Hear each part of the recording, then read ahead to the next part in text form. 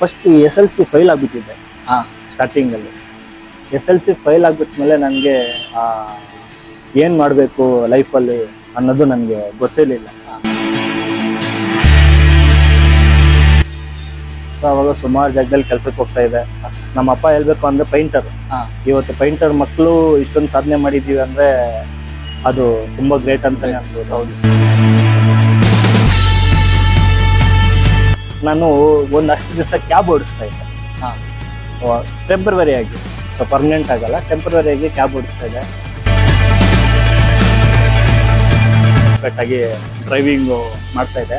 ಆ ಡ್ರೈವಿಂಗ್ ಮಾಡೋ ಟೈಮಲ್ಲಿ ನನಗೆ ಸ್ಯಾಲ್ರಿ ಬಂದ್ಬಿಟ್ಟು 6,000. ಬೆಳಗ್ಗೆ 6 ಗಂಟೆಗೆ ಹೋದ್ರೆ ರಾತ್ರಿ 10:30 ಬರ್ತಾ ಇದ್ದೆ. 6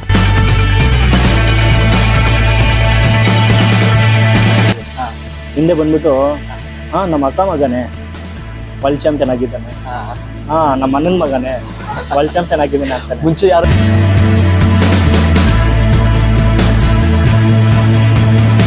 ಗೆಲ್ತೀನಿ ಅಂದ್ರೆ ನನ್ನ ಯಾರು ದುಶ್ಮನ್ ತರ ನೋಡ್ತಾರಲ್ಲ ಅವ್ರಿಗಿನ್ನೂ ತುಂಬಾ ದೊಡ್ಡ ಥ್ಯಾಂಕ್ಸ್ ಹೇಳ್ತೀನಿ. ಏನಕ್ಕಂದ್ರೆ ಅವ್ರಿದ್ರೇನೆ ನಾವು ಬೆಳೆಯಕ್ಕಾಗೋದು.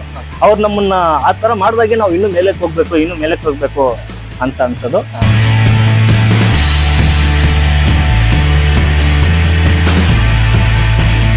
ಆ ತರ ನಾವು ನೋಡಕ್ಕೆ ರಗಡ್ ಆಗಿರ್ಬೋದು, ಯಾರಿಗೂ ಸಾರಿ ಕೆಲ ಅಂತ ಯಾವ್ದು ಮಾಡಿಲ್ಲ ನಾವು.